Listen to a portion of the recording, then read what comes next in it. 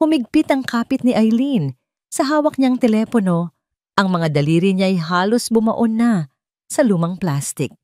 Ang bawat salitang lumalabas sa kabilang linya ay parang maliliit na karayom na tumutusok sa kanyang dibdib.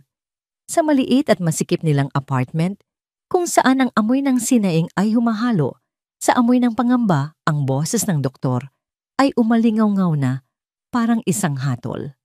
Mrs. Eileen, kailangan na po nating maoperahan si Maya sa lalong madaling panahon.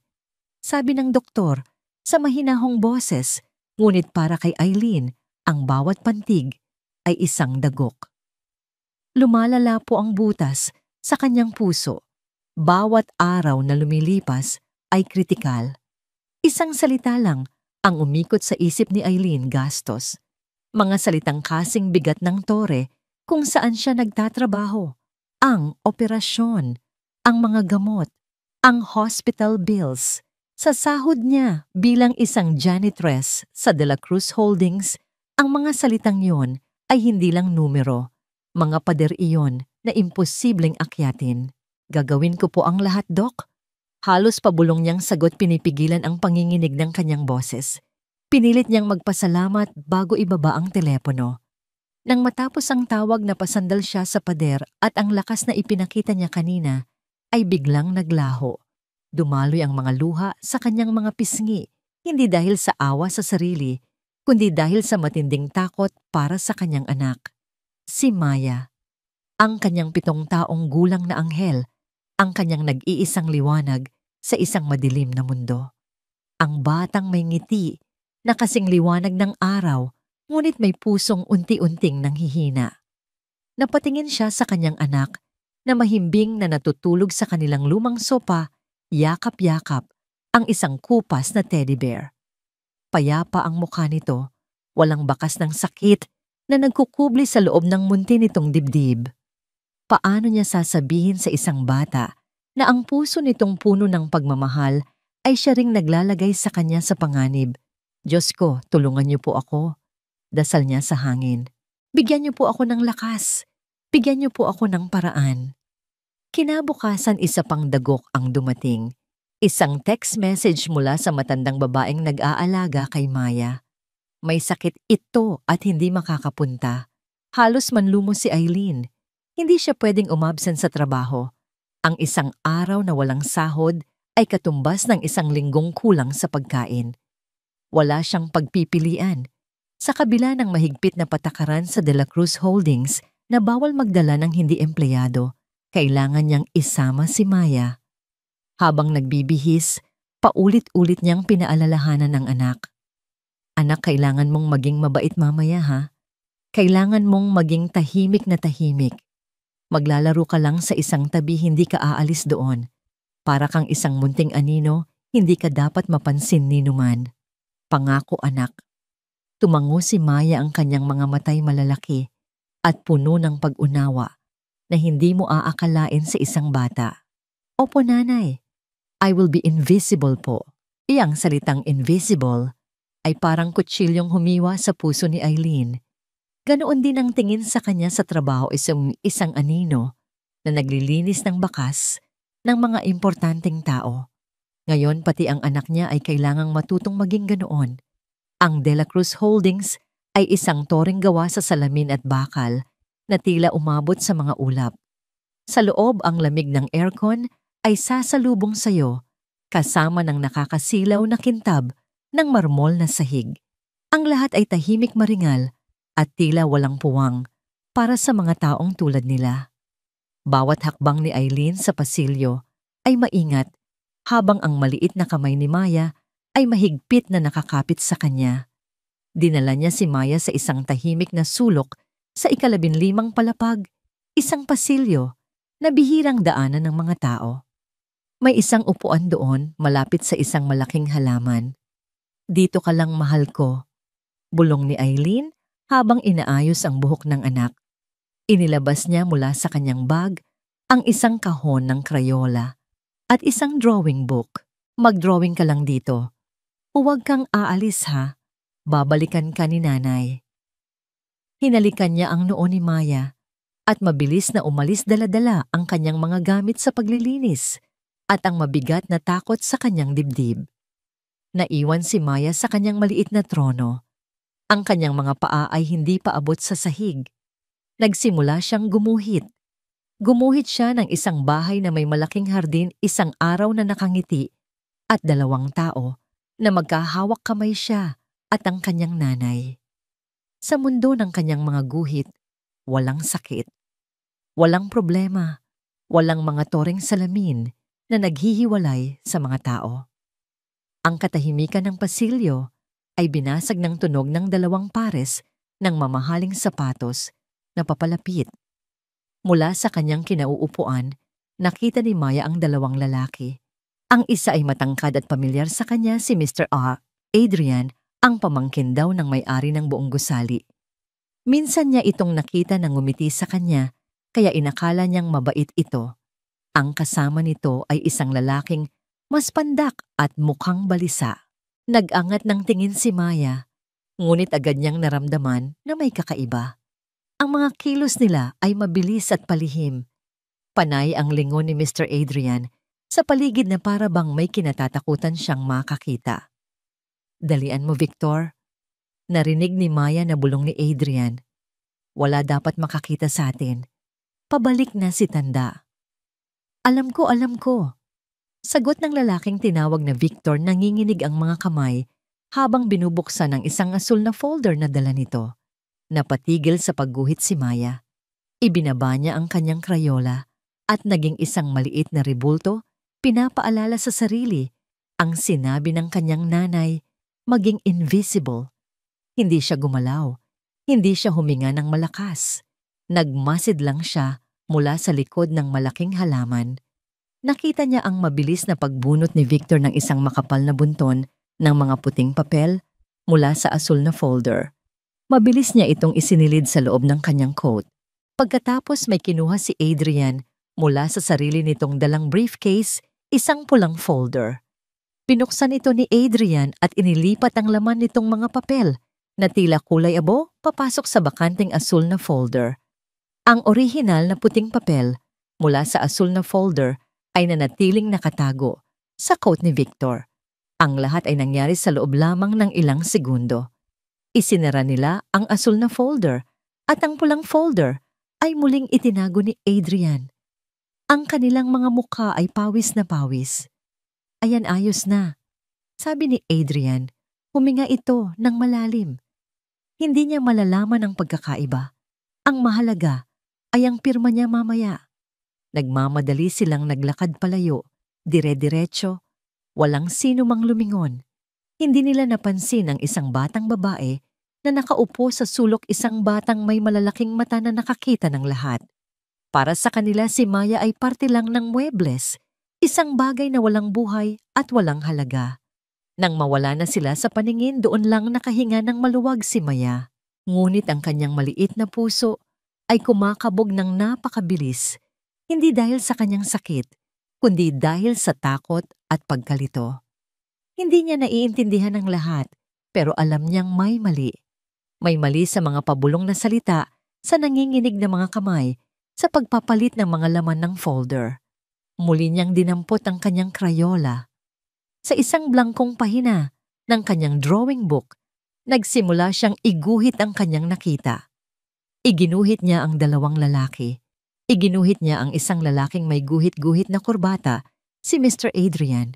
Iginuhit niya ang isa pang lalaki na may nunal sa pisngi, si Victor. At sa pagitan nila, iginuhit niya ang pinakamahalagang detalye, isang asul na folder na bukas at isang pulang folder na inaabot dito. Habang abala siya sa pagguhit, isang marahang tunog ang narinig niya mula sa dulo ng pasilyo. Bumukas ang pinto ng pribadong elevator. Mula roon isang matangkad na lalaki ang lumabas.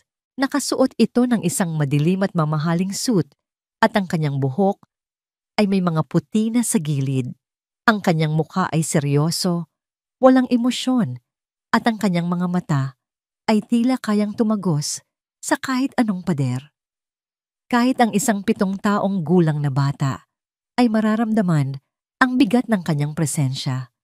Siya si Don Gregorio de la Cruz, ang may-ari ng lahat ng kanyang nakikita, isang hari. Sa kanyang kahariang gawa sa salamin at bakal, naglakad siya sa pasilyo, ang bawat hakbang ay may awtoridad. Diretso ang kanyang tingin at malapit na sanang lagpasan ang sulok kung nasaan si Maya. Ngunit sa huling sandali, narinig niya ito, isang mahinang hikbi na pilit pinipigilan. Huminto si Don Gregorio.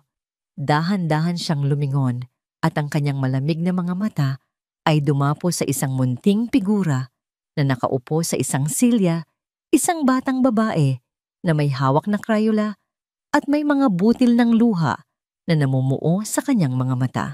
Nakatayo si Don Gregorio de la Cruz na parang isang estatwa, ang kanyang tingin ay nakapako sa munting bata sa sulok. Sa loob ng 30 taon, ang kanyang mundo ay umikot sa mga numero kontrata at sa walang katapusang pagpapalago ng imperyong ipinamana sa kanya.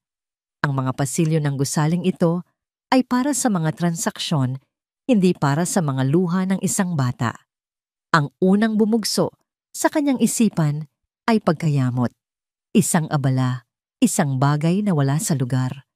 Akmang tatalikod na sana siya at magpapatuloy sa kanyang lakad nang marinig niyang muli ang hikbi. Mas mahina pa sa isang bulong, ngunit sapat na para tumagos sa pader na bakal na matagal na niyang itinayo sa paligid ng kanyang puso. May kung anong kumirot sa kanyang dibdib, isang pamilyar na sakit mula sa isang nakaraang halos nalimot na niya. Huminto siya at sa isang iglap hindi na siya ang CEO ng De La Cruz Holdings. Isa lamang siyang lalaking nakarinig, sayak ng isang bata. Dahan-dahan ang siyang lumapit, ang bawat hakbang ay maingat na parabang papalapit sa isang mailap na ibon. Nakita niya ang namumulang mga mata ni Maya, ang mahigpit nitong pagkakayakap sa isang drawing book na tila iyon ang kanyang tanging kalasag sa buong mundo. Bata. Simula niya ang kanyang boses ay mas malalim at mas magaspang kaysa sa kanyang inaasahan. Napakabihira na niyang gumamit ng malumanay na tono. Ayos ka lang ba? Nag-angat ng tingin si Maya at nang makita ang seryosong mukha ni Don Gregorio, mas lalo lamang siyang napahikbi. Ito ang tanda na narinig niyang binanggit ni Mr. Adrian, ang taong kinatatakutan nito. Nakita ni Don Gregorio ang takot sa mga mata ng bata. Sa halip na magtanong muli, ginawa niya ang isang bagay na hindi na niya maalala kung kailan huling ginawa. Dahan-dahan niyang ibinaba ang kanyang sarili, iniluhod ang isang tuhod sa makintab na sahig, hanggang sa magkapantay ang kanilang mga mukha. Ang hari ng Toreng Salamin ay bumaba mula sa kanyang trono. "Huwag kang matakot," sabi niya, pilit na pinapalambot ang kanyang boses. "Hindi ako magagalit. Sabihin mo sa akin anong nangyari." Ang simpleng kilos na yon ay tila nagbigay ng kaunting lakas ng loob kay Maya. Suminghot siya at itinuro ng nanginginig niyang daliri ang direksyon kung saan umalis ang dalawang lalaki. Sila po, halos hindi marinig na sabi niya, Yung libro po, pinalitan nila." Kumunot ang noo ni Don Gregorio. "Libro, anong libro?" Yung asul po." Patuloy ni Maya, ang mga salita ay hirap lumabas. "Kinuha po nila yung laman. Tapos po, pinalitan nila ng galing sa pula." Sa isang normal na araw, isasawalang bahala ito ni Don Gregorio bilang kwentong bata. Ngunit merong isang bagay sa mga mata ni Maya, isang dalisay na katotohanan na hindi kayang likhain ng imahinasyon, at ang pagbanggit sa mga kulay. Asul, pula, ang mga folder para sa proyektong pag-uusapan sa board meeting mamaya. Ang asul na folder ay naglalaman ng orihinal na feasibility study para sa itatayong charity hospital. Ang pulang folder, iyon ay para sa mga alternatibong panukala na siguradong ibabasura. Tumayo siya. "Halika, sumama ka sa akin," sabi niya, hindi isang pakiusap, kundi isang mahinahong utos. Inilahad niya ang kanyang kamay. Nagatubili si Maya saglit ngunit sa huli ay inilagay ang kanyang maliit na kamay sa malaking palad ng matanda. Dinala ni Don Gregorio si Maya sa kanyang opisina sa pinakatuktok ng gusali. Pagpasok nila, napanganga ang bata. Ang silid ay napakalaki na may isang buong pader na gawa sa salamin kung saan tanaw ang buong syudad na parang isang laruan. Para kay Maya, para siyang pumasok sa palasyo ng isang higante. Itinuro ni Don Gregorio ang isang malaking leather na upuan sa tapat ng kanyang mesa. Umakyat si Maya dito at ang kanyang mga paa ay nakabitin sa ere, malayong malayo sa sahig. Pinindot ni Don Gregorio ang isang butones sa kanyang intercom. Isang matalas na tunog ang pumuno sa katahimikan. Adrian, pumunta ka sa opisina ko. Ngayon din. Ang kanyang boses ay malamig at walang bahid ng anumang pakiusap. Ilang sandali lang bumukas ang pinto at pumasok si Adrian. Isang malawak na ngiti ang nakapaskil sa kanyang mukha. Isang nangiting sanay na sanay siyang isuot sa harap ng kanyang tiyuhin. Tito Greg, pinapatawag niyo raw po ako. Masayang bati niya. Pagkatapos ay napatingin siya kay Maya na nakaupo sa silya. O at sino naman itong magandang bisita natin? Naliligaw ka ba, iha? Hindi pinansin ni Don Gregorio ang pagbati. Nanatili siyang nakatayo sa likod ng kanyang mesa, ang kanyang mga kamay ay nasa likuran. Tinitigan niya ng diretso si Adrian. Ang batang ito ay may sinabi sa akin. Diretsong sabi ni Don Gregorio, ang kanyang boses ay walang emosyon ngunit mabigat. Sinabi niyang nakita ka niya sa pasilyo kanina. Kasama mo si Victor. Biglang nagbago ang ngiti ni Adrian. Napalitan iyon ng bahagyang pag-aalala, ngunit mabilis niya itong itinago sa likod ng isang nagtatakang ekspresyon. Opo, tito. Nagkasalubong kami kanina. May tinanong lang po siya tungkol sa budget report. Bakit po? Hindi pa rin inaalis ni Don Gregorio ang kanyang tingin. May nakita siyang ginawa ninyo. Isang bagay na may kinalaman sa isang asul na folder at isang pulang folder. Sa pagbanggit ng mga salita, kitang-kita ang pagbabago sa mukha ni Adrian. Isang mabilis na kislap ng gulat at takot ang dumaan sa kanyang mga mata bago niya ito napigilan. Ngunit para sa isang taong tulad ni Don Gregorio na ang buhay ay ginugol sa pagbabasa ng mga taong nagsisinungaling para sa pera, ang kislap na yon ay kasing linaw ng isang pag-amin. Tumawa si Adrian ngunit ang tawa ay pilit at walang saya. Tito, ano po bang pinagsasabi ninyo? At ano pong kinalaman ng bata dyan? Tumingin siya kay Maya na may halong kunwaring pag-aalala. Iha baka naman nananaginip ka lang. Minsan talaga, ang mga bata, napakalawak ng imahinasyon. Ang pagbaba niya sa kredibilidad ni Maya ang lalong nagpatibay sa hinala ni Don Gregorio. Lumakad siya palapit kay Adrian at sa bawat hakbang niya, tila lumiliit ang espasyo at humihigpit ang hangin sa silid. Adrian, sabi niya, ang kanyang boses ay bumaba sa isang mapanganib na bulong. Huwag na tayong maglokohan. Anong ginawa ninyo sa folder ng proyekto ng ospital? Nawala na ang lahat ng pagkukunwari sa mukha ni Adrian. Napalitan ito ng isang matigas na ekspresyon. Itinuro niya si Maya. Tito naman, mas paniniwalaan niyo ba ang isang anak ng janitor kaysa sa sarili niyong pamangkin? Dugot laman ninyo ako. Ang kanyang boses ay tumaas puno ng pagkukunwaring nasasaktan. Baka naman naturuan lang yan ng nanay niya na mag-imbento ng kwento para makahingi ng pera. Alam niyo na mga desperadong tao. Nang marinig ni Maya ang sinabi tungkol sa kanyang ina, ang takot niya ay napalitan ng tapang. Hindi po sinungaling ang nanay ko. Sigaw niya mula sa kanyang kinauupuan. Nakita ko po kayo. Pinalitan niyo po yung libro. Masama po kayo. Ang pagsigaw ni Maya ay parang isang malakas na sampal kay Adrian. Nagtiim ang kanyang mga bagang at tiningnan niya ng masama ang bata. Manahimik ka. Huwag mong sigawan ng bata, mariing sabi ni Don Gregorio. Ang kanyang boses ay hindi malakas, ngunit puno ng awtoridad na nagpatigil kay Adrian. Ang lamig sa loob ng opisina ay tila lalong lumamig.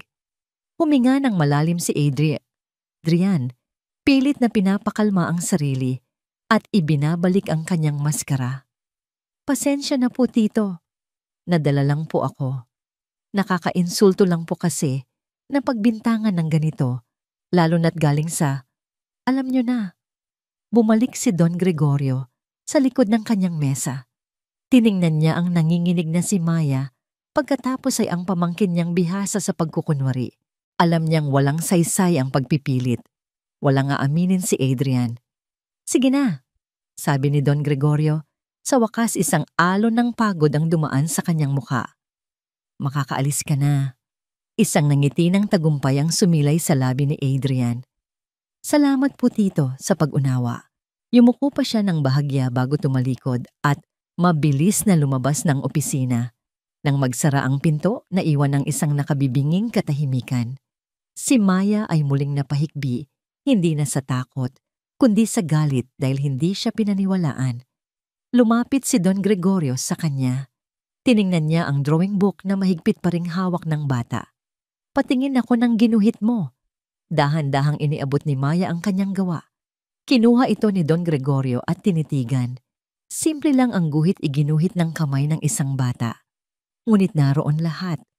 Ang dalawang lalaki, ang isa'y malinaw na si Adrian dahil sa kurbatang may guhit at ang isa pa ay si Victor na may nunal sa pisngi. At sa pagitan nila ang pagpapalitan ng mga folder. Ang asul at ang pula. Ibinalik niya ang drawing book kay Maya. Tumingin siya sa mga mata ng bata na puno pa rin ng luha. Huwag ka nang umiyak, sabi niya. Pinaniniwalaan kita. Ngunit habang sinasabi niya iyon, isang malamig na katotohanan ang gumapang sa kanyang isipan. Ang salita ng isang bata laban sa salita ng kanyang pamangkin, ang vice president ng kumpanya. Kung walang matibay na ebidensya ang katotohanang hawak niya ngayon ay kasing hina ng bulong ng isang bata sa harap ng isang pader na bakal.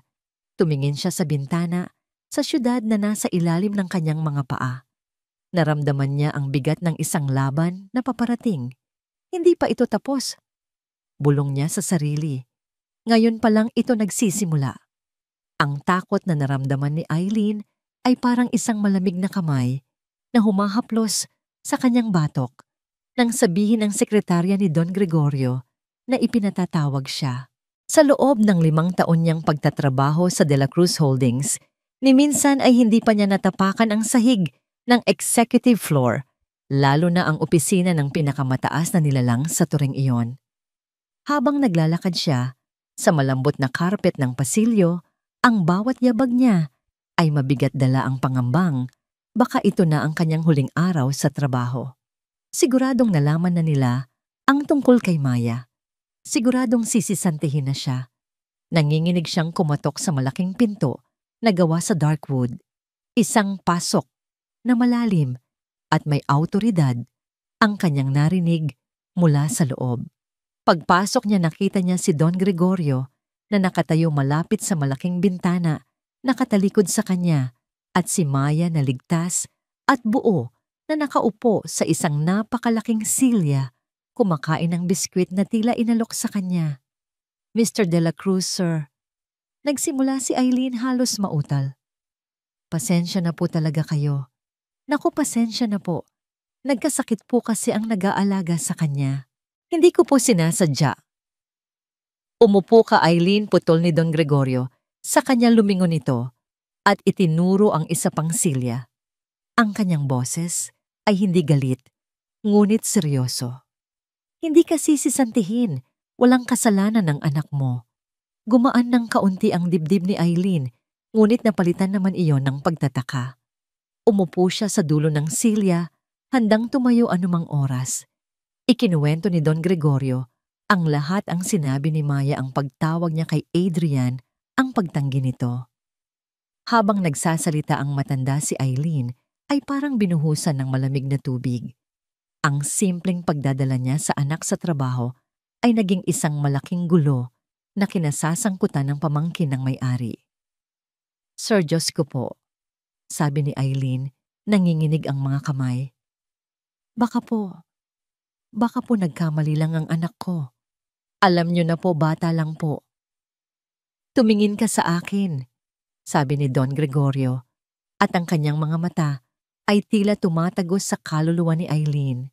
"Naniniwala ka ba sa anak mo?" Ang tanong ay simple, ngunit mabigat. Tumingin si Eileen kay Maya, na ngayon ay nakatingin sa kanya. Ang mga mata nito'y puno ng katapatan. Alam ni Eileen na hindi kailanman magsisinungaling si Maya tungkol sa isang bagay na ganito. Itinuro niya sa anak na ang katotohanan ang pinakamahalagang bagay sa mundo. "Opo," sagot niya sa mahinang boses, ngunit may diin. "Naniniwala po ako sa kanya." Isang bahagyang pagtango lang ang isinagot ni Don Gregorio. "Mabuti. Dahil mula ngayon kailangan nating mag-ingat, pareho kayo." Samantala, sa kabilang palapag naglalakad si Adrian pabalik sa kanyang sariling opisina.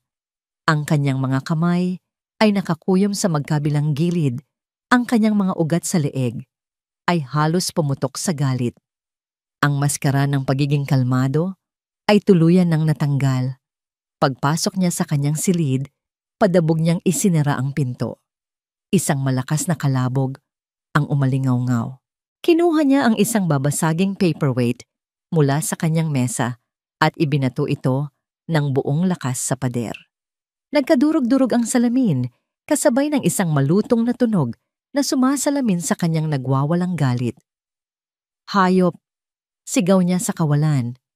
Isang hamak na bata, isang anak ng basahan, siya pa ang sisira sa lahat. Mabilis niyang kinuha ang kanyang telepono at tinawagan si Victor. "Nasaan ka?" Bungad niya nang sagutin ang tawag, ang kanyang boses ay nanginginig sa puot.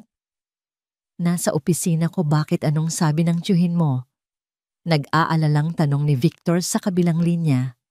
"Nakita tayo ng isang bata," sigaw ni Adrian. May nakakita sa atin at naniwala ang matanda sa kwento niya. Isang sandali ng katahimikan ang sumunod. Pagkatapos ay narinig ni Adrian ang pagmumura ni Victor. "Paano? Sino imposible?" Tiningnan ko ang buong paligid. Hindi na mahalaga kung paano. Ang mahalaga, kailangan nating patahimikin ang nagsumbong. Mariing sabi ni Adrian.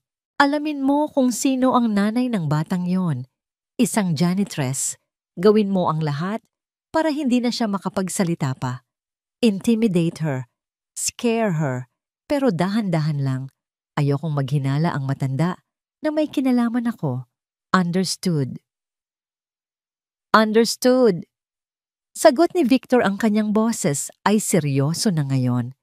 Kinabukasan naramdaman agad ni Eileen ang pagbabago. Nagsimula ito sa mga simpleng bagay. Habang naglilinis siya sa pantry, ang mga kasamahan niyang dati palangiti at bumabati sa kanya ay bigla na lang siyang iniiwasan. Kapag papalapit siya ang masayang kwentuhan, ay biglang hihinto at mapapalitan ng mga pabulong na tinginan. Naramdaman niya ang kanilang mga mata na nakaturok sa kanyang likuran. Sa tanghalian nang buksan niya ang kanyang locker, sa staff room nagulat siya nang makitang nakabukas na ito. Ang kanyang mga gamit ay nakakalat na, para bang may kung sinong naghalungkat. Walang nawala, ngunit ang mensahe ay malinaw, kaya nilang pasukin ang kanyang pribadong espasyo. Habang nagwawalis siya sa isa sa mga bakanting opisina, biglang pumasok si Victor. Hindi siya kailanman kinakausap nito dati, ngunit ngayon ay lumapit ito sa kanya, may isang mapanuyang ngiti. Ngiti sa mga labi. "Mag-ingat ka sa trabaho mo, miss," sabi nito sa mahinang boses habang dumadaan sa kanyang tabi. "Mahirap maghanap ng trabaho ngayon, lalo na kung mag-isa mong binubuhay ang anak mong sakaitin." Ang pagbanggit sa sakit ni Maya ay parang isang suntok sa sikmura ni Eileen. Nanigas siya sa kanyang kinatatayuan, hawak ang walis na para bang iyon ang kanyang armas. Paano nito nalaman Samantala si Don Gregorio ay nagsimula na rin sa kanyang sariling investigasyon. Una niyang tinawagan ang hepe ng security. Gusto kong makita ang lahat ng CCTV footage sa 15 palapag sa pasilyo malapit sa South Wing mula kaninang 1:00 hanggang 3:00 ng hapon. Utos niya. Masusunod po, sir. Sagot ng hepe. Ngunit makalipas ang 1 oras tumawag pabalik ang hepe, ang boses ay puno ng pag-aalala. Sir, pasensya na po. Nagkaroon po ng technical glitch ang camera sa area na yon. Corrupted po ang file sa eksaktong oras na hinihingi nyo. Napapikit si Don Gregorio. Isang technical glitch sa pinakakritikal na oras. Isang napaka-convenient na pagkakataon. Alam niyang hindi ito aksidente. Ang kalaban niya ay hindi lamang tuso. May kapangyarihan din itong manipulahin ang sistema mula sa loob. Napakalinaw kung sino ang may kakayahang gumawa niyon. Kinagabihan pag-uwi ni Eileen sa kanilang apartment, ang pagod at takot ay bumalot sa kanyang buong katawan. Habang naghahanda siya ng hapunan, narinig niya ang tunog ng kanyang telepono. Isang mensahe mula sa isang hindi rehistradong numero. Binuksan niya ito. Naglalaman lamang ito ng isang pangungusap. Mag-ingat ka. Baka ang susunod na titigil sa pagtibok ay hindi lang puso ng anak mo. Nabitiwan ni Eileen ang telepono. Isang malakas na lagabog ang ginawa nito nang bumagsak sa semento. Napasandal siya sa lababo, hirap huminga. Hindi na ito simpleng pananakot. Ito ay isang direktang banta sa buhay ng kanyang nag-iisang anak. Napatingin siya kay Maya na naglalaro sa sahig, walang kamalay-malay sa panganib na bumabalot sa kanila.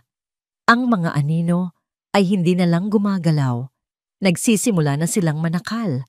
Maaga pa kinabukasan, bago pa man sumikat ang araw, ipinatawag ni Don Gregorio ang kanyang pinagkakatiwalaang Chief Financial Officer, si Joanna.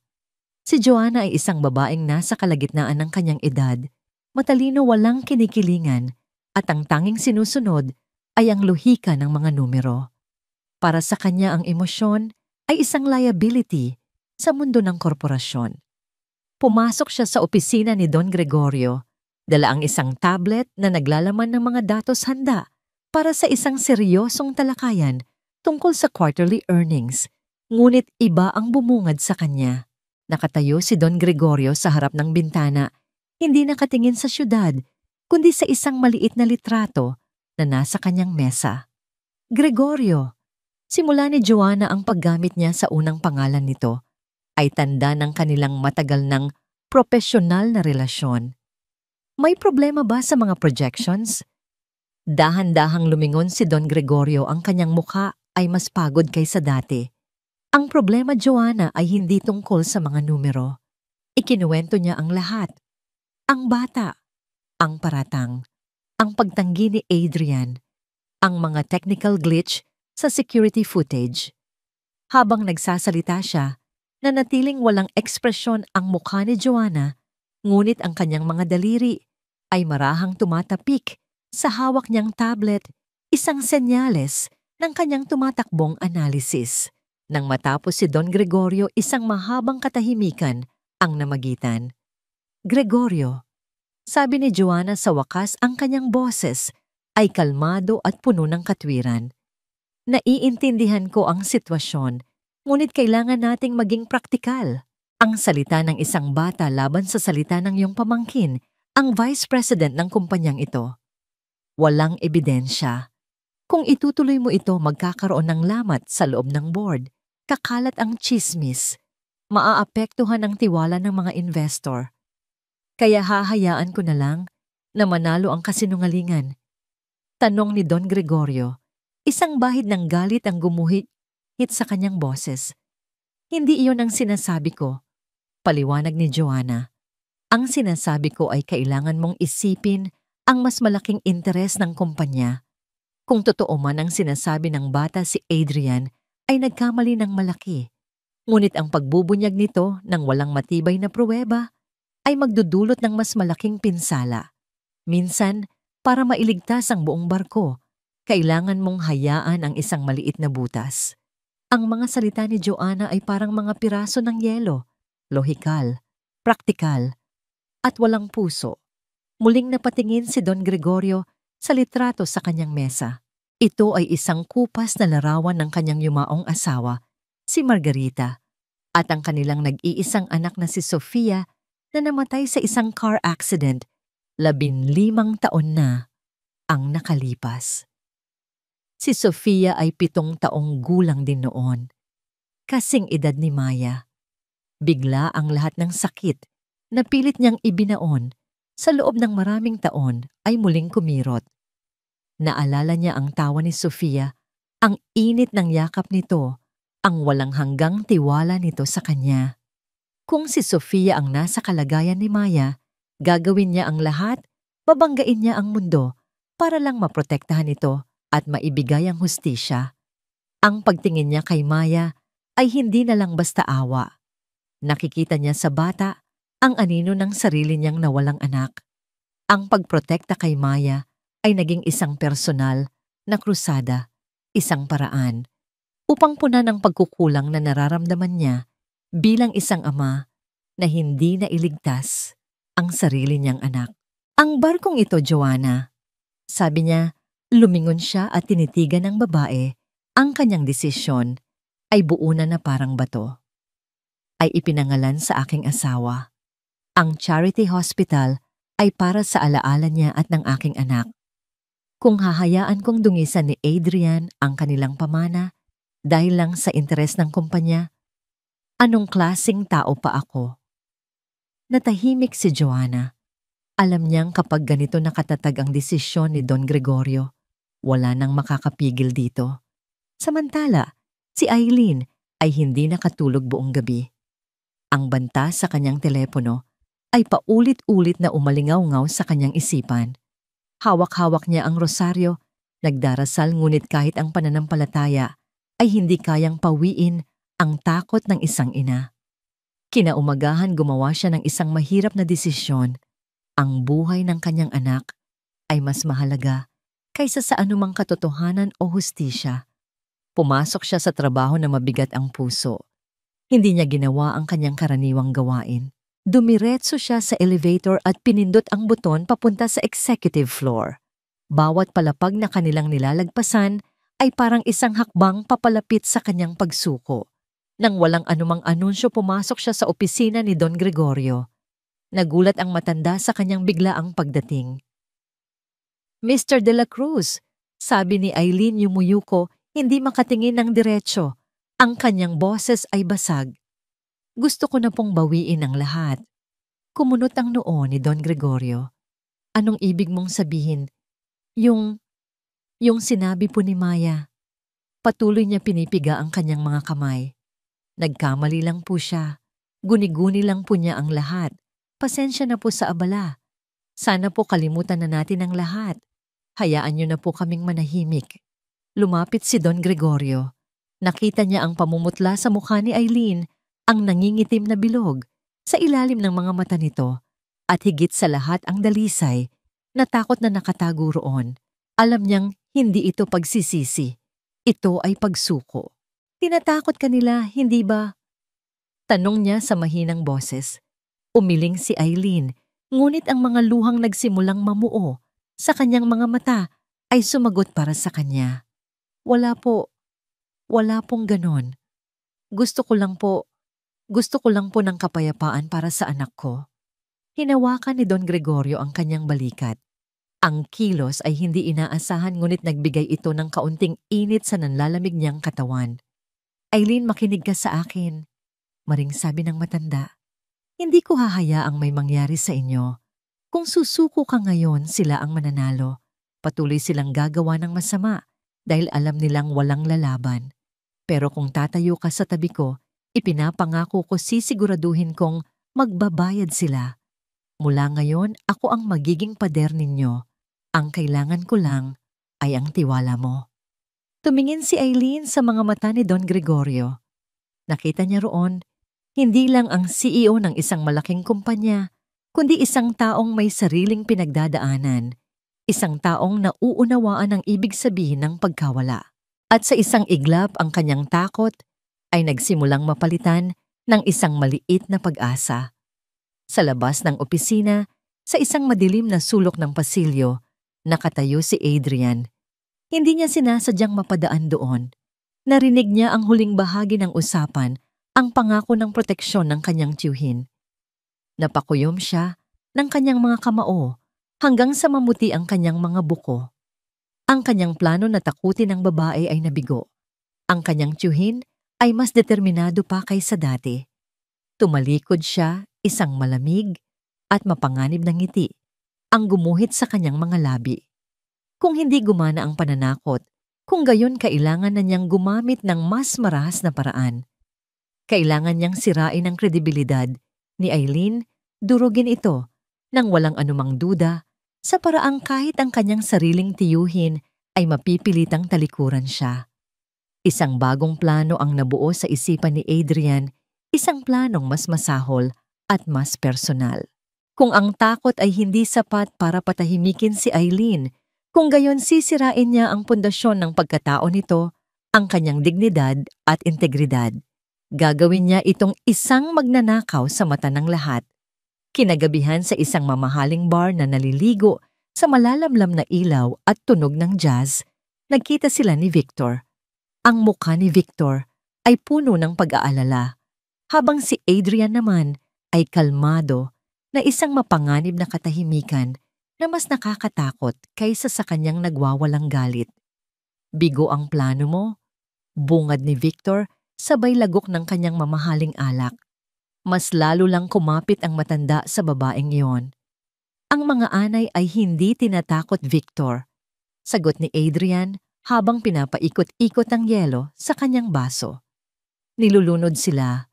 Bukas, bibigyan natin si Eileen ng isang bagay na hindi niya matatanggihan, isang pagkakataon para maging bayani na siya mismong magiging bitag niya.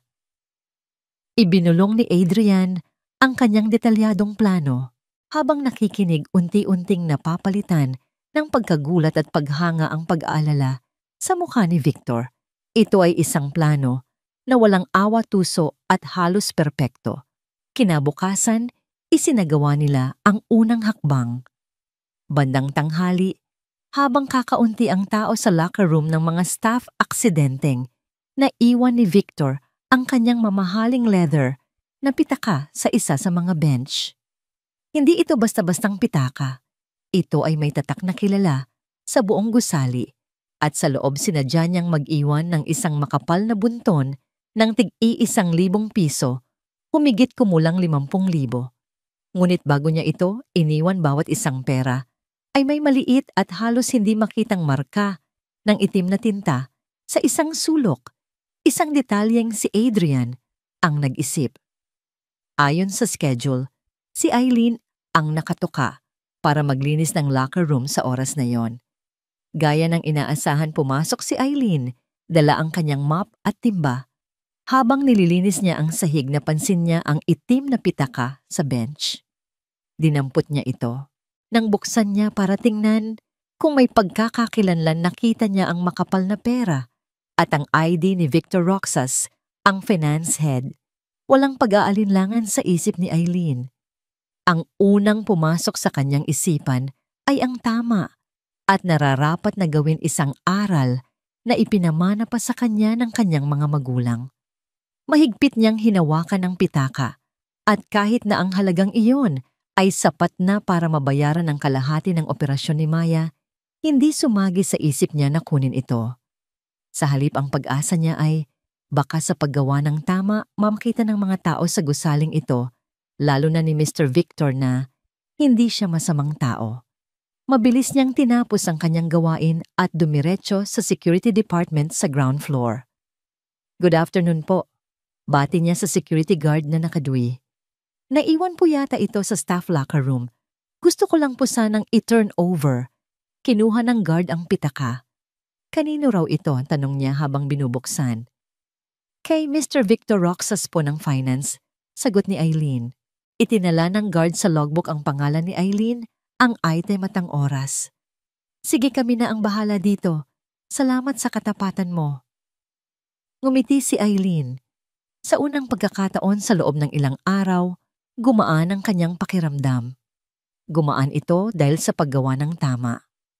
Bumalik siya sa kanyang trabaho na may panibagong pag-asa. Makalipas ang 2 oras, isang tawag ang umalingaw-ngaw sa radyo ng mga security guard. Si Victor Roxas na may boses na puno ng pag-aalala ay nag-report na nawawala ang kanyang pitaka. Mabilis na kumilos ang security. Tiningnan nila ang logbook. Sir, na-turn over na po ang wallet niyo dito kanina. Isang janitress po si Eileen, ang pangalan ang nakakita. Sabi ng hepe ng security sa telepono. Salamat sa Diyos, sabi ni Victor sa kabilang linya na may halong ginhawa. Papunta na ako dyan para kunin. Pagdating ni Victor sa security office, binuksan niya agad ang pitaka. Tiningnan niya ang kanyang mga card. Pagkatapos, binilang niya ang pera. Kumunot ang kanyang noo. Teka, sabi niya ang kanyang boses ay nagbago. Kulang ito. Po, sigurado po kayo, sir? Tanong ng hepe ng security. Oo, sigurado ako. Mariing sabi ni Victor. May 50,000 ako dito. Ngayon 20,000 na lang ang natira. Nawawala ang 30,000. Tumingin siya sa hepe ng security na isang taong matagal nang may utang na loob kay Adrian. Sino ang huling humawak dito? Bukod sa inyo. Yung janitress lang tama. Nasaan siya? Ang balita ay mabilis na kumalat na parang apoy. Isang janitress na nagnakaw ng pera mula sa pitakang isinauli niya. Ang kwento ay naging mas masahol pa, isang taong nagkunwaring tapat para pagtakpan ang kanyang krimen. Habang si Eileen ay nagpupunas ng salamin sa isang conference room, 2 security guard ang biglang pumasok kasama ang kanilang hepe. Eileen, sabi ng hepe, ang kanyang boses ay malamig at opisyal. Sumama ka sa amin. Po, bakit po? Naguguluhang tanong ni Eileen. May mga kailangan ka lang sagutin, sabi ng hepe. Tungkol sa pitakang isinauli mo kanina. Dinala nila si Eileen sa staff locker room. Nandoon na si Victor, naghihintay, ang kanyang mga braso ay nakakrus sa dibdib. Ang muka ay puno ng pagkukunwaring dismaya. Ito po ang locker niya, sabi ng isang guard. Buksan mo, utos ng hepe. Nanginginig na binuksan ni Eileen ang kanyang locker. Wala po akong kasalanan. Isinauli ko po ang lahat ng laman. Hindi na niya natapos ang kanyang sasabihin. Habang binubuksan ng guard ang kanyang bag, mula sa isang maliit na bulsa, sa loob, inilabas nito ang isang rolyo ng pera, mga tig-1,000 pisong papel. Ano ito? Tanong ng hepe, itinaas ang pera. Nanlaki ang mga mata ni Eileen. Hindi po sa akin yan. Wala po akong ganyang kalaking pera. Ipinangako ko po. Talaga mapanuyang sabi ni Victor. Lumapit siya at kinuha ang isang piraso ng pera. Itinapat niya ito sa ilaw. Tingnan niyo sabi niya sa mga guard. May marka ng itim na tinta sa sulok. Pareho ng markang inilagay ko sa pera ko kaninang umaga. Gumuho ang mundo ni Eileen. Ito ay isang bitag. Isang perpektong bitag. At siya ay pumasok dito nang walang kamalay-malay. Hindi. Sigaw niya, ang kanyang boses ay puno ng desperasyon. Hindi totoo yan, frame up to. May naglagay lang niyan dyan. Ngunit wala nang naniwala sa kanya. Ang ebidensya ay malinaw. Ang pera ay nasa kanyang bag. May marka ito. Ang kanyang naunang katapatan ay isa na ngayong kasangkapan laban sa kanya. Dalhin niyo siya sa security office para sa formal na investigasyon. Utos ng hepe. 2 guard ang marahas na humawak sa magkabilang braso ni Eileen. Nagpumigla siya, umiiyak, sumisigaw ng kanyang inosensya. Wala akong ninakaw. Maawa na kayo. May anak akong nagkakasakit. Ngunit ang kanyang mga salita ay nawalan ng saysay. Habang kinakaladkad siya palabas, nakita niya si Victor na nakangisi sa kanya, isang nangisi ng tagumpay, isang ngisi ng dyablo. Ang security office ay isang maliit at malamig na silid, na may amoy ng lumang papel at pinakintab na sahig. Para kay Eileen, ito ay parang isang kulungan. Pinaupo siya sa isang matigas na upuang bakal sa gitna ng kwarto habang ang dalawang guard ay nakatayong parang mga estatwa sa magkabilang gilid ng pinto. Ang bawat segundo ng katahimikan ay parang isang dagok ng martilyo sa kanyang dibdib. Ang kanyang isipan ay nagwawala. Pilit na hinahanap ang isang hibla ng pag-asa, ngunit wala siyang makita, kundi ang mga rehas ng isang bitag na perpektong isinara sa kanya. Ilang minuto ang lumipas bago bumukas ang pinto. Pumasok ang hepe ng security, kasunod si Adrian.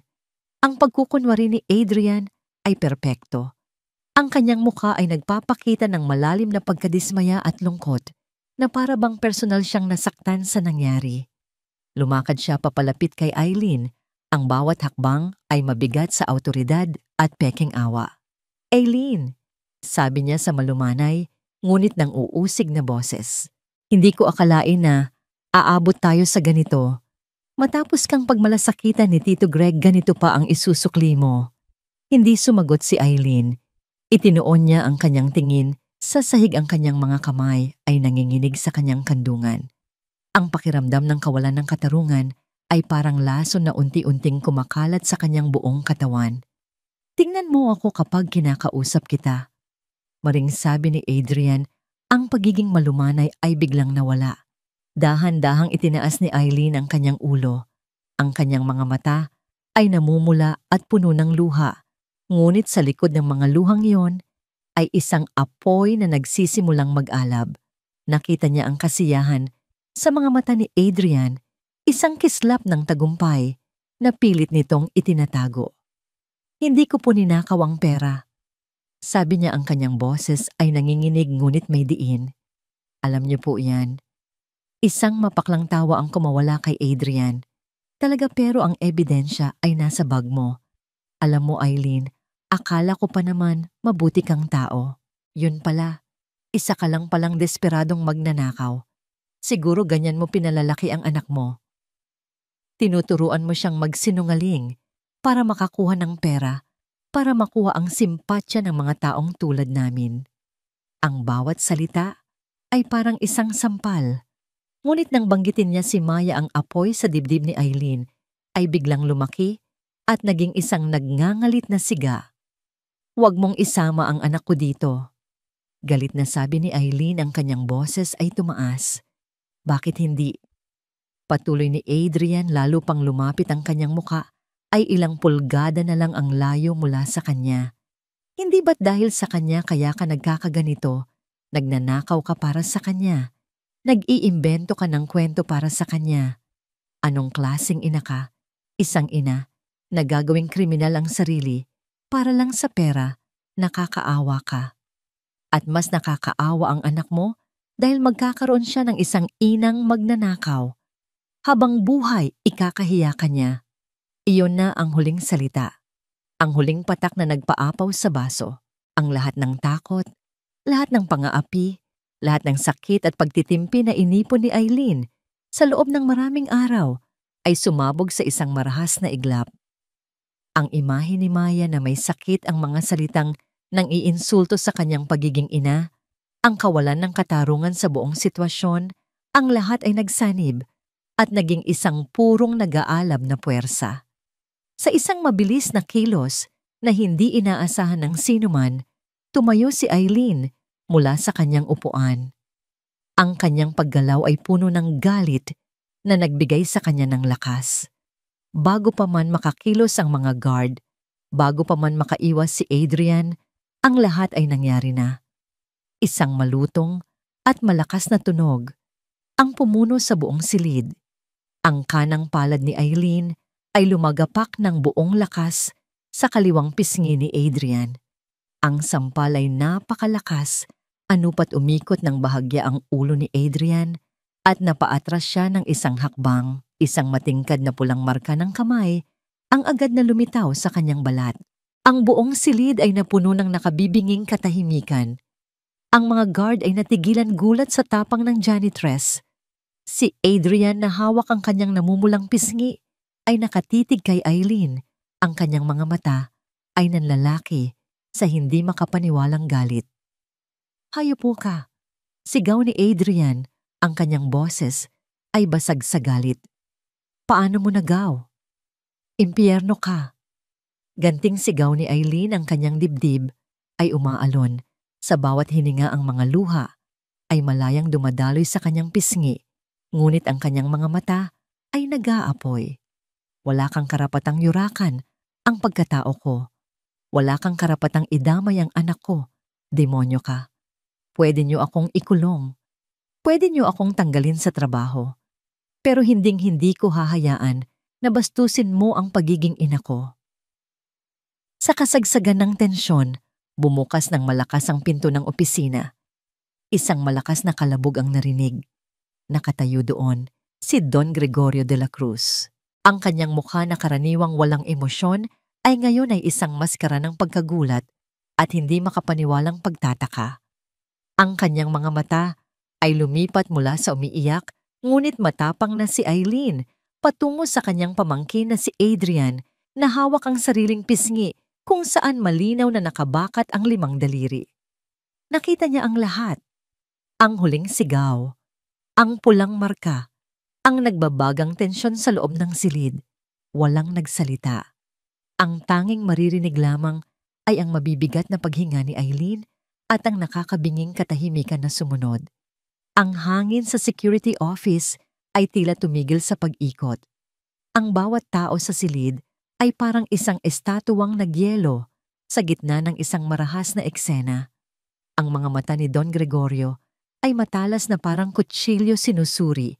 Ang bawat detalye, ang nag-aapoy na determinasyon sa mga mata ni Eileen, ang bakas ng sampal sa pisngi ni Adrian, at ang kasalanang biglang lumitaw sa mukha ng kanyang pamangkin sa kabila ng galit nito. "Anong nangyayari dito?" Tanong ni Don Gregorio. Ang kanyang boses ay kalmado, ngunit may bigat na kayang magpayanig ng buong gusali. Ang hepe ng security ang unang nakabawi mula sa pagkagulat. "Sir, nahuli po namin si Eileen na may dalang pera na ninakaw mula kay Mr. Roxas at ngayon lang po sinaktan niya si Mr. Adrian." Hindi pinansin ni Don Gregorio ang hepe. Ang kanyang tingin ay nanatiling nakapako kay Adrian. "Ipaliwanag mo? Utos niya." "Tito, nakita niyo naman." Sigaw ni Adrian. Ang kanyang boses ay puno ng pagkukunwaring biktima. Baliw ang babaeng ito. Matapos siyang mahuling nagnakaw, nanakit pa siya. Kailangan na siyang paalisin dito at idemanda. Ngunit hindi nakita ni Don Gregorio ang isang baliw na babae. Ang nakita niya ay isang inang itinulak sa kanyang hangganan, isang taong lumalaban para sa kanyang dignidad. Alam niyang ang isang taong may kasalanan ay hindi lalaban ng ganito katapang. Ang isang taong may tinatago ay yuyuko, hindi sasampal. "Bitawan niyo siya," utos ni Don Gregorio sa mga guard. Nag-atubili ang mga guard tumingin sa kanilang hepe, pagkatapos ay kay Adrian. "Ang sabi ko, bitawan niyo siya," ulit ni Don Gregorio. Sa pagkakataong ito, may diin na sa kanyang boses na hindi matatanggihan ni numan. Dahan-dahang binitawan ng mga guard ang mga braso ni Eileen. "Halika, Eileen. Sumama ka sa akin," sabi niya, at tumalikod na inaasahang susunod ang babae. "Pero tito," protesta ni Adrian, "ang kaso." "Ako na ang bahala sa kaso," putol ni Don Gregorio, hindi man lang lumilingon. "Manatili ka dyan." Iniwan niya si Adrian na nakatayo roon ng galit at pagkabigo ay malinaw na nakaguhit sa kanyang mukha. Ang plano niya ay gumuhos sa pinakamasamang paraan. Sa loob ng maluwag na opisina ni Don Gregorio, naupo si Eileen. Ang kanyang katawan ay nanginginig pa rin mula sa adrenaline. Ang tapang niya kanina ay unti-unting napapalitan ng takot sa mga posibleng kahinatnan ng kanyang ginawa. Sinampal niya ang vice president ng kumpanya. Iyon ay isang kasalanang walang kapatawaran. Inabutan siya ni Don Gregorio ng isang basong tubig. "Inumin mo ito." "Sir, pasensya na po," ang bulong ni Eileen. Hindi magawang tanggapin ang tubig. Hindi ko po sinasadya. Nadala lang po ako ng ginawa mo ang dapat mong gawin. Sabi ni Don Gregorio, ikinagulat ni Eileen. Inilapag niya ang baso sa mesa sa tabi nito. Ngayon, ikwento mo sa akin ang lahat mula sa simula. At ikinuwento ni Eileen ang lahat. Ang pag-iwas ng kanyang mga kasamahan, ang paghalungkat sa kanyang locker, ang pananakot ni Victor, ang naiwang pitaka, ang pag-turnover niya nito, at ang biglaang pag-akusa sa kanya. Habang nakikinig si Don Gregorio, ay tahimik lang ang kanyang mga daliri, ay magkasalikop sa ibabaw ng kanyang mesa. Ang bawat detalye ay nagpapatibay sa kanyang hinala. Ito ay isang masalimuot na bitag at si Eileen ang pain. Nang matapos si Eileen, tumayo si Don Gregorio at tumawag sa kanyang personal na legal team. Mayroon akong ipapagawa sa inyo. Confidential ito. Pagkatapos ng tawag, umuwi si Don Gregorio na may mabigat na kalooban. Ang pagtataksil ng sarili niyang kadugo ay mas masakit kaysa sa anumang pagkalugi sa negosyo. Pagpasok niya sa kanyang malaki at tahimik na penthouse, ang unang bumungad sa kanya ay ang katahimikan. Ngunit sa ibabaw ng kanyang coffee table, may isang bagay na naiwan, ang drawing book ni Maya na ibinigay sa kanya ni Eileen noong nakaraang araw para itago. Dinampot niya ito at umupo sa sopa. Binuklat niya ang mga pahina, tinitingnan ang mga simpleng guhit ng isang bata, isang bahay, isang pamilya, isang bahaghari. Pagkatapos dumating siya sa pahinang iyon. Ang pahina ng katotohanan, tinitigan niya itong muli. At sa pagkakataong ito, napansin niya ang mga detalyeng hindi niya pinagtuunan ng pansin kanina. Hindi lang basta dalawang lalaki ang iginuhit ni Maya. Ang isa ay may buhok na nakataas tulad ng kay Adrian. Ang kurbata nito ay may mga guhit, ang paboritong disenyo ni Adrian. Ang isa namang lalaki, si Victor, ay may maliit na tuldok sa pisngi, ang nunal nito na laging kapansin-pansin. At ang mga folder. Ang asul na folder ay hawak ni Victor habang ang pulang folder ay inaabot ni Adrian. Malinaw sa guhit na ang laman ng pula ay inililipat sa asul. Isang malamig na kuryente ang gumapang sa buong katawan ni Don Gregorio. Hindi ito basta kwento ng isang bata. Ito ay isang testimonya, isang detalyadong salaysay na iginuhit sa pinakadalisay na paraan. Ang inosenteng kamay ng isang bata ay lumikha ng isang piraso ng ebidensya na hindi kayang pasinungalingan ng sinumang abogado. Ito ang kuha na hindi na ibigay ng mga CCTV camera. Bigla siyang napatayo. May isang ideya na pumasok sa kanyang isipan. Isang maliit na posibilidad, isang desperadong hakbang. Kinuha niya ang kanyang telepono at tinawagan ang pinakamagaling na IT expert na kilala niya, isang dating henyo sa cybersecurity na may utang na loob sa kanya. Marco, kailangan ko ng tulong mo. Sabi niya sa telepono, ang kanyang boses ay apurado. Kailangan mong i-recover ang isang corrupted na CCTV file. Alam kong halos imposible, pero kailangan kong malaman kung may natira pa kahit isang frame lang. Mahirap yan, Gregorio, sabi ni Marco sa kabilang linya. Kung sinadya itong sirain ng isang professional, bayaran kita kahit magkano. Putol ni Don Gregorio. Pero may isa pa akong hihilingin. Gusto kong pasukin mo ang email server ng kumpanya. Hanapin mo ang lahat ng email na ipinadala ni Adrian Alonzo at Victor Roxas sa labas ng kumpanya sa nakalipas na 2 linggo. Tumingin ka ng kahit anong kahina-hinala. Illegal yan, alam mo ba? Alam ko't sagot ni Don Gregorio. Pero mas illegal ang ginagawa nila. Gawin mo na. Ilang oras ang lumipas na parang isang buong magdamag. Si Don Gregorio ay hindi mapakali. Naglalakad pabalik-balik sa kanyang sala, hawak-hawak ang drawing book ni Maya. Ito ang kanyang tanging alas. Bandang 2:00 ng madaling araw, tumunog ang kanyang telepono. Si Marco. Gregorio, sabi ni Marco, at narinig ni Don Gregorio ang pananabik sa boses nito. Yung video, tama ka. Sinadya itong sirain. Halos wala akong makuha. Pero yung email, Dito sila nagkamali.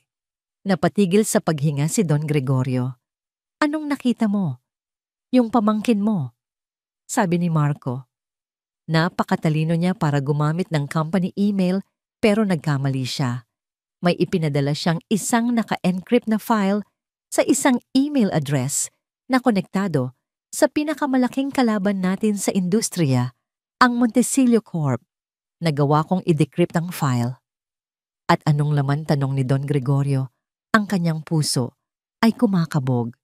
Isang sandali ng katahimikan ang sumunod bago sumagot si Marco. Laman nito ang kumpletong detalye ng peking feasibility study na ipipresenta niya bukas. Ibinenta niya ang buong plano kung paano pababagsakin ang Charity Hospital Project.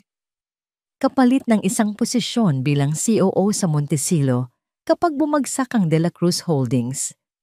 Nabitawan ni Don Gregorio ang telepono. Ang katotohanan ay mas masahol pa sa kanyang inaakala. Hindi lang ito simpleng pandaraya. Ito ay isang ganap na pagtataksil.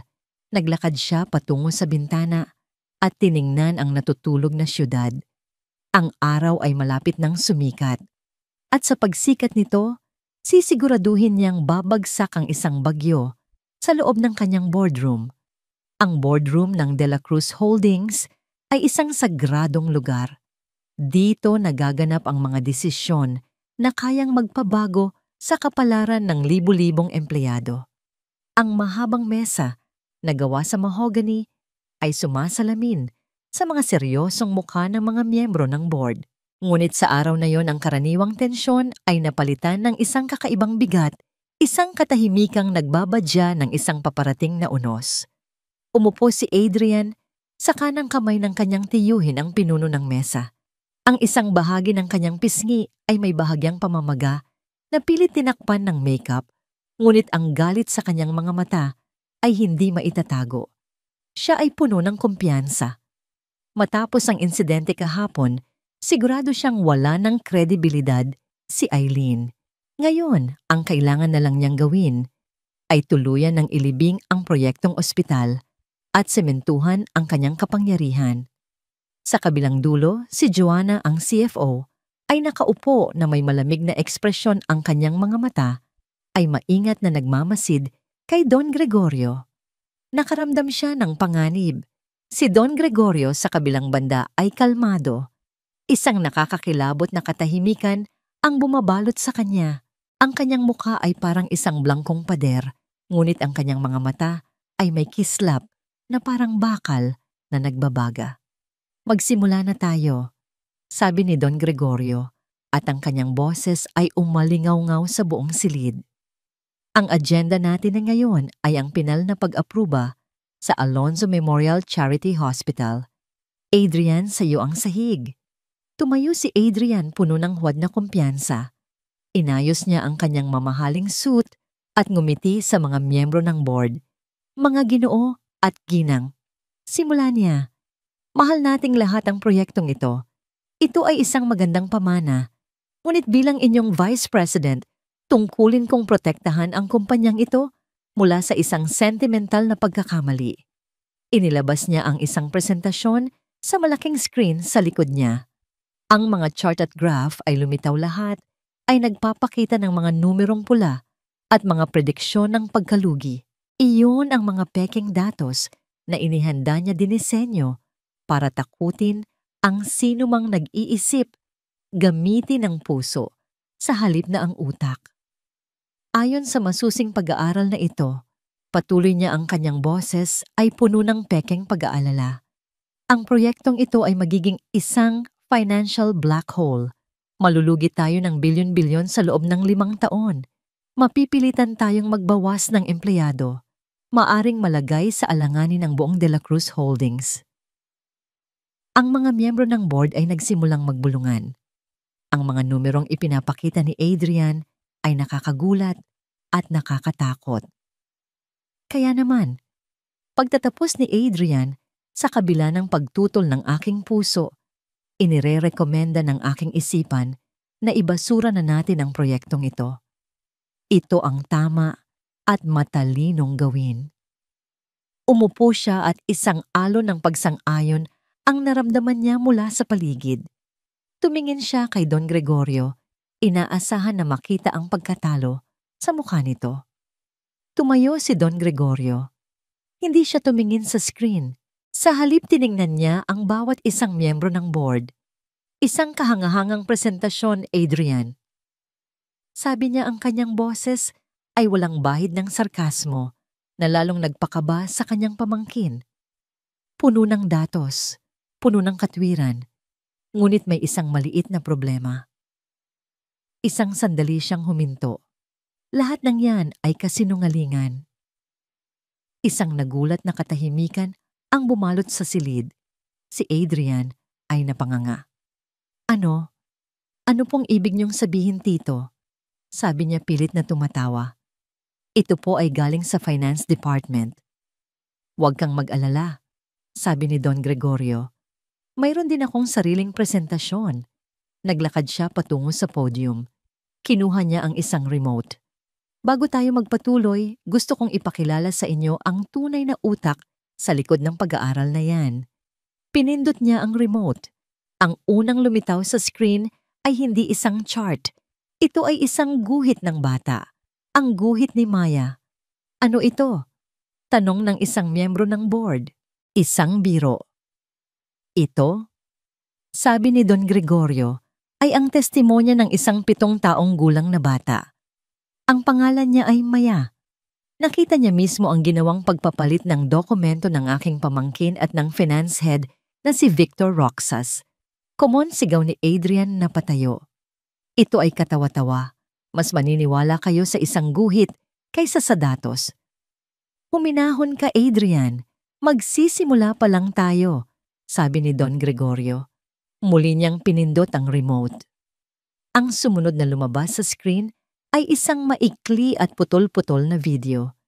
Ito ang na-recover ni Marco. Ang kalidad ay malabo, ngunit sapat na para makita ang dalawang figura sa isang pasilyo. Ang isa ay malinaw na si Adrian at ang isa pa ay si Victor.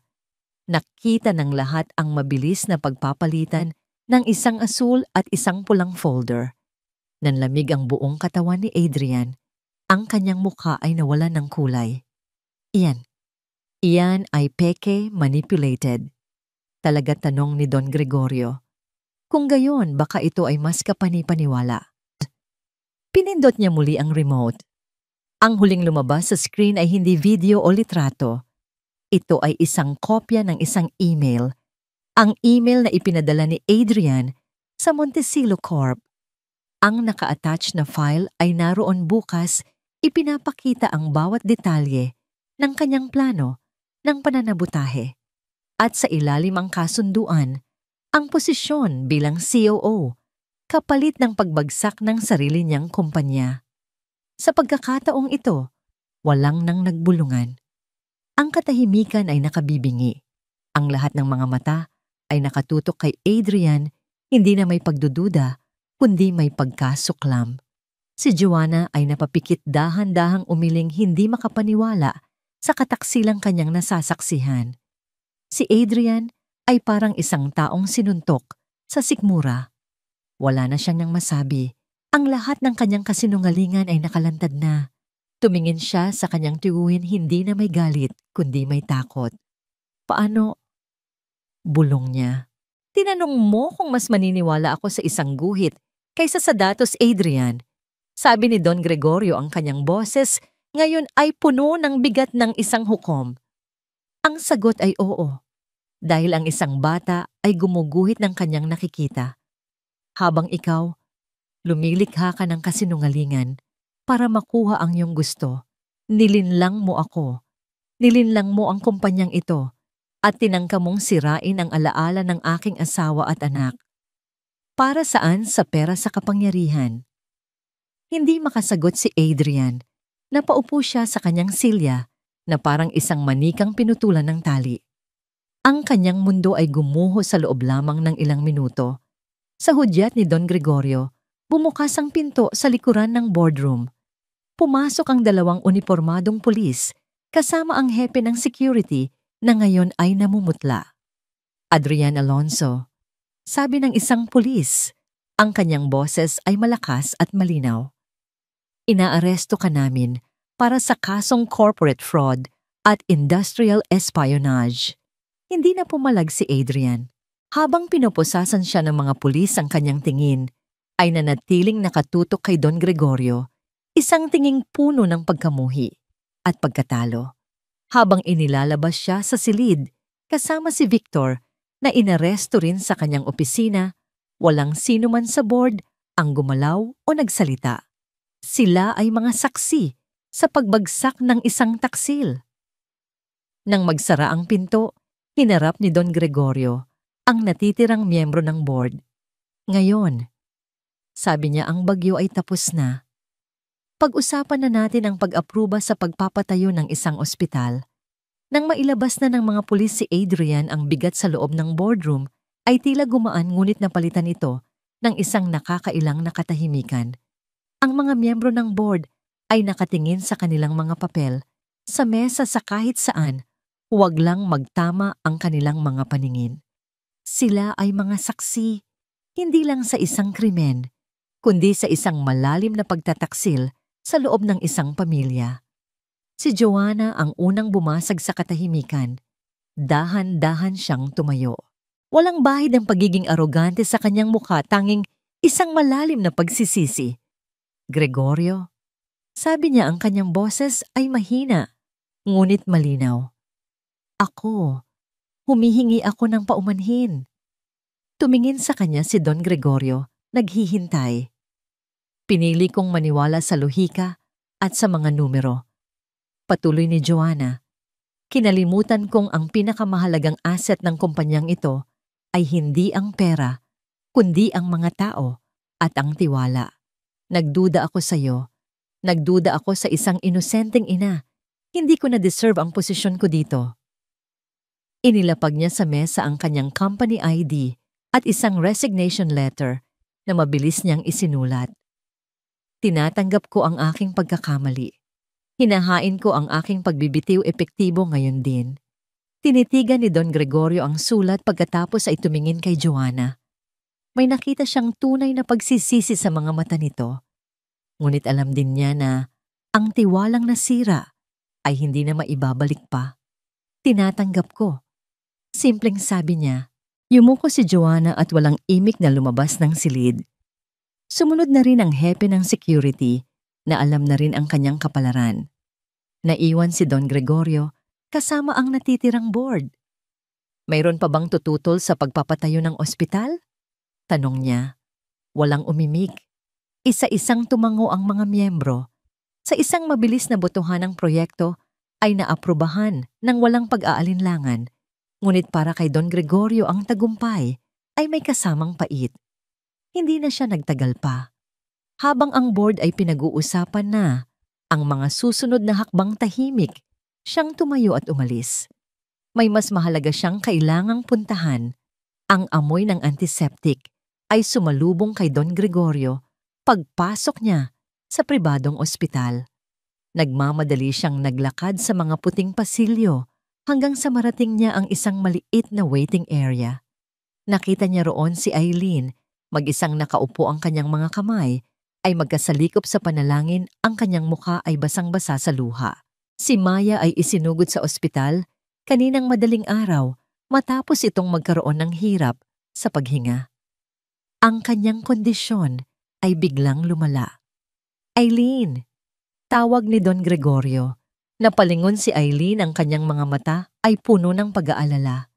Sir, anong nangyari? Hindi na kailangan pang magpaliwanag. Ang pagdating ni Don Gregorio ng mag-isa at ang kalmadong ekspresyon sa mukha nito ay sapat ng sagot. Tapos na, sabi niya. Ligtas na kayo. Isang malalim na hininga ng ginhawa ang pinakawalan ni Eileen na sinundan ng panibagong agos ng mga luha ng pasasalamat. Ngunit ang ginhawa ay panandalian lamang. Bumalik ang kanyang tingin sa pinto ng emergency room. Si Maya po. Nakausap ko na ang pinakamagaling na cardiac surgeon sa ospital na ito Sabi ni Don Gregorio, umupo siya sa tabi ni Eileen. Nakahanda na sila. Hinihintay lang nilang maging stable ang kondisyon ni Maya para simulan ang operasyon. Huwag kang mag-alala sa gastos. Sagot ko na ang lahat. Lahat. Napatakip si Eileen sa kanyang bibig. Ang kanyang mga hikbi ay hindi na mapigilan. Sir, hindi ko po alam kung paano ko po kayo pasasalamatan. Huwag mo akong pasalamatan. Sagot ni Don Gregorio, ang kanyang tingin ay nasa pinturin ng ER. Utang ko ito sa inyo. Niligtas ninyo ang isang bagay na mas mahalaga pa sa pera. Sa loob ng sumunod na 6 na oras, nanatili silang magkatabi sa waiting area. Hindi na sila CEO at janitress. Sila ay 2 taong nagkakaisa sa pag-aalala at pag-asa. Hindi umalis si Don Gregorio. Pinagpaliban niya ang lahat ng kanyang meeting. Tinanggihan niya ang lahat ng tawag. Sa mga sandaling iyon, ang tanging mahalaga ay ang batang lumalaban para sa kanyang buhay sa loob ng operating room. Nagkwento si Eileen tungkol kay Maya ang pagkahilig nito sa pagguhit, ang pangarap nitong maging isang pintor, ang katapangan nito sa kabila ng sakit. At nakinig si Don Gregorio. At sa bawat kwento, mas lalo niyang nakikita ang anino ni Sofia. Sa wakas, bumukas ang pinto ng operating room. Lumabas ang isang doktor na nakasuot pa ng kanyang scrubs. Parehong napatayo sina Eileen at Don Gregorio. Dok, kumusta po? Halos hindi makahingang tanong ni Eileen.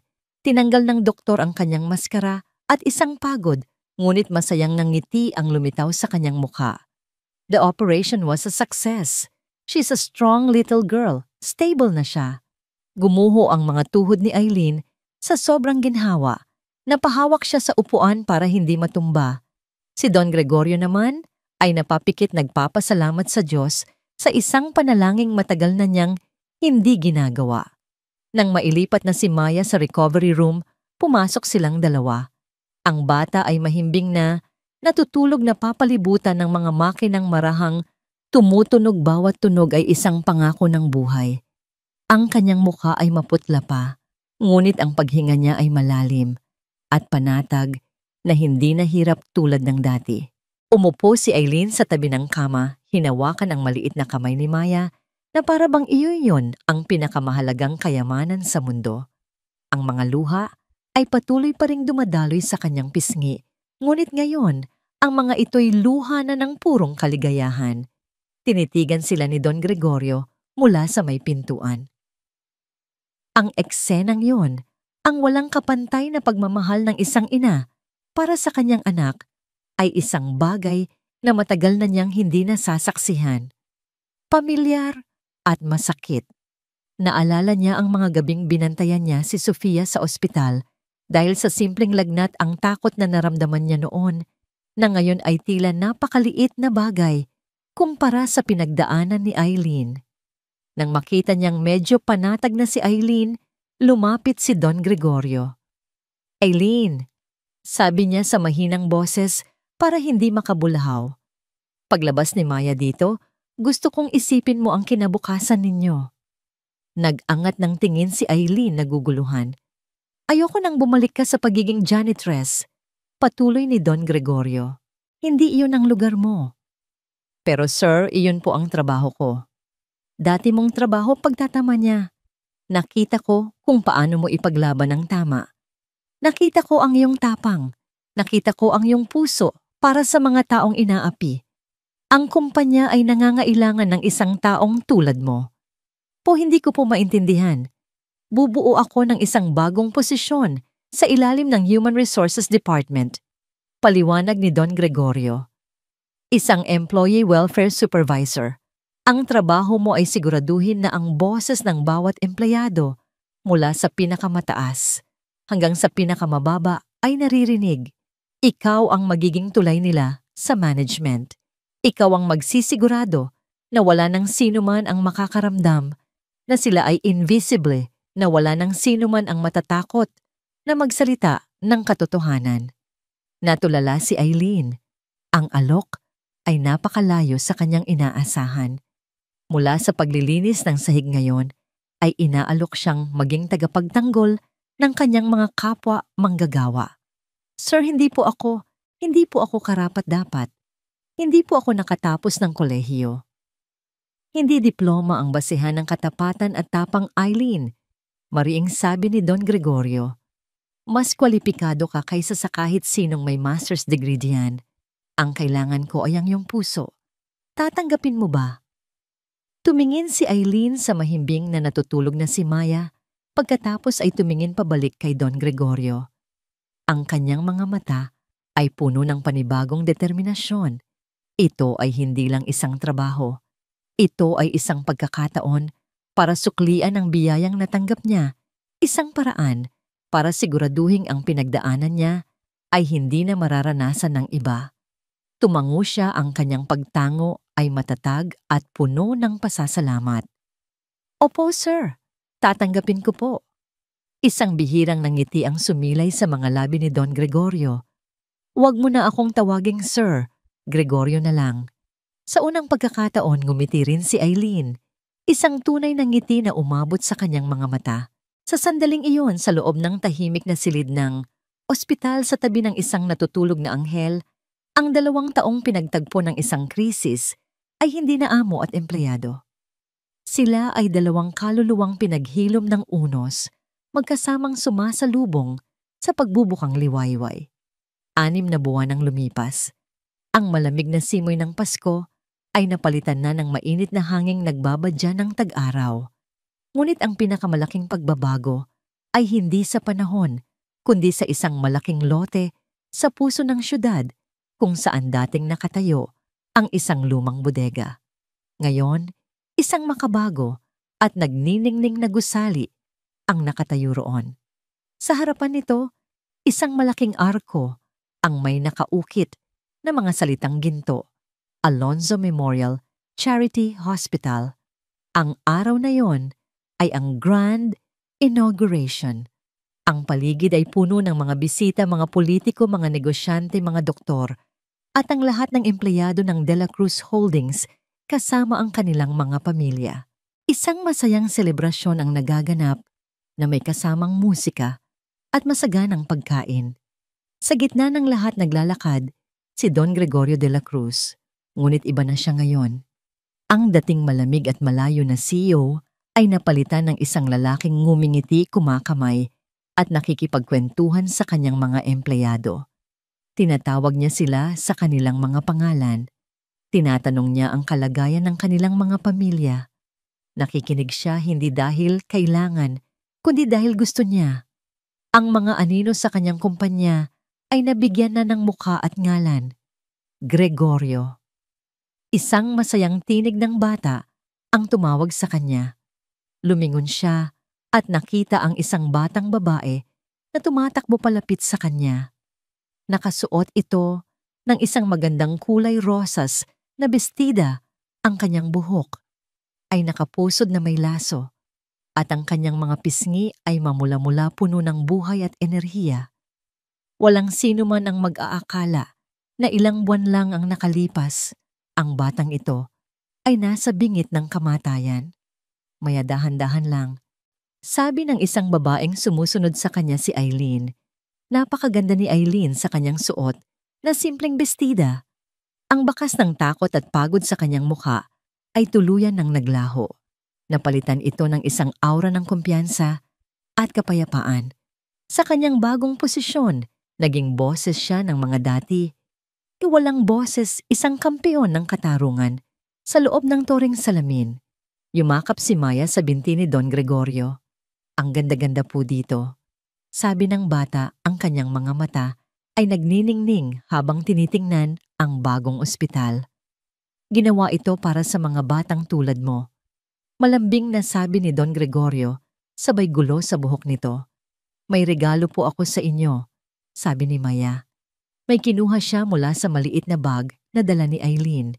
Isa itong papel na nakarolyo at tinalian ng pulang laso. Inabot niya ito kay Don Gregorio. Maingat itong binuksan ng matanda. Ito ay isang bagong guhit. Sa gitna ng papel, may isang malaking-malaking pulang puso. Sa loob ng puso, may 3 taong magkakahawak kamay. Isang matangkad na lalaking may puting buhok, isang babae, at isang maliit na batang babae sa gitna. Sa ibabaw ng puso, nakasulat sa hindi perpektong letra ng isang bata, "Salamat po." Isang kakaibang init ang gumapang sa dibdib ni Don Gregorio. Isang emosyon na matagal na niyang hindi naramdaman. Tumingin siya kay Eileen na nakangiti sa kanya ang mga mata.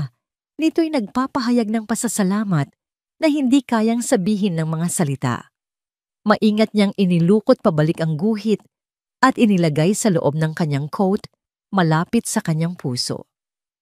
"Ito na ang pinakamagandang regalong natanggap ko," sabi niya.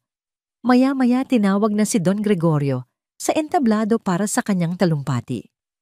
Tumayo siya sa harap ng mikropono, tinitingnan ng daan-daang mukha na naghihintay sa kanyang mga salita.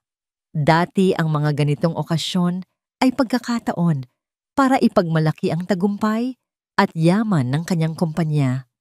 Ngunit ngayon, iba na ang kanyang mensahe. "Magandang hapon po sa inyong lahat."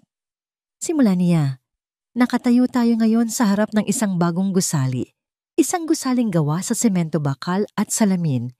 Ngunit ang pundasyon ng ospital na ito ay hindi gawa sa material na bagay. Ang pundasyon nito ay gawa sa katotohanan, tapang, at pagmamahal. Hindi niya binanggit ang tungkol sa negosyo o sa pera. Sa halip ikinuwento niya ang istorya ng isang maliit na bata na may malinis na puso na naglakas loob na magsalita at ng isang ina na handang isakripisyo ang lahat para sa kanyang anak. Hindi niya binanggit ang kanilang mga pangalan, ngunit ang lahat ng empleyado ng De La Cruz Holdings ay alam kung sino ang kanyang tinutukoy. Sa loob ng maraming taon, patuloy niya ang kanyang boses ay naging mas personal. Ang akala ko ang pagiging leader ay tungkol sa pagiging pinakamatalino, pinakamayaman at pinakamakapangyarihan. Akala ko ang tagumpay ay nasusukat sa laki ng iyong imperyo. Ngunit tinuruan ako ng isang bata na mali ako. Tinuruan niya akong tumingin ulit. Tinuruan niya akong makita ang mga taong matagal ko nang hindi nakikita. Ang tunay na pamana pala ay hindi ang mga gusaling itinatayo natin, kundi ang mga buhay na binabago natin. Tumingin siya ng diretso sa direksyon kung nasaan sina Eileen at Maya. Ang ospital na ito ay ipinangalan sa aking yumaong asawa at anak. Ngunit ang puso at kaluluwa ng lugar na ito ay pag-aari ng isang ina at isang anak na nagturo sa isang matandang tulad ko kung paano muling magmahal at magtiwala. Sila ang tunay na bayani sa likod ng proyektong ito. Para sa kanila at para sa inyong lahat, ang ospital na ito ay bukas na. Isang masigabong palakpakan ang umalingaw-ngaw. Habang pumapalakpak ang mga tao, bumaba si Don Gregorio sa entablado at lumapit kina Eileen at Maya. "Halikayo," sabi niya. Binuhat niya si Maya na masayang tumawa. Naglakad silang tatlo. Si Eileen ay nasa kanyang tabi patungo sa malaking ribbon sa harap ng entrada ng ospital. Magkakasama nilang hinawakan ng gintong gunting at sa isang sabay-sabay na kilos, pinutol ang ribbon.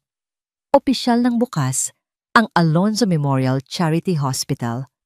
Habang papasok ang mga tao sa bagong gusali, nanatili silang tatlo sa labas, pinagmamasdan ang pangalan ng ospital na nagniningning sa ilalim ng papalubog na araw. Si Maya na nasa mga bisig pa rin ni Don Gregorio ay itinuro ang pangalan.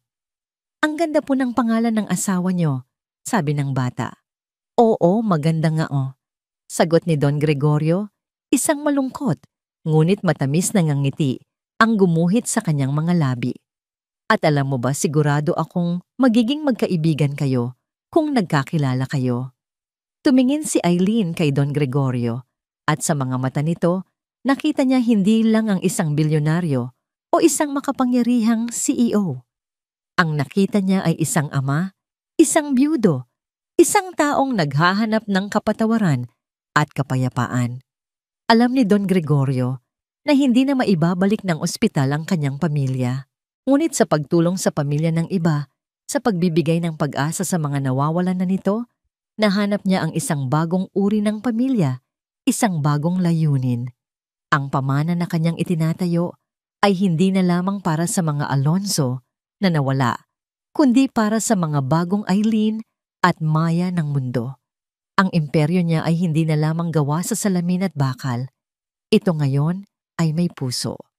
At ang pusong yon ay nagsimulang tumibok muli dahil sa isang bulong ng katotohanan, isang sampal ng puot at isang guhit ng pag-asa.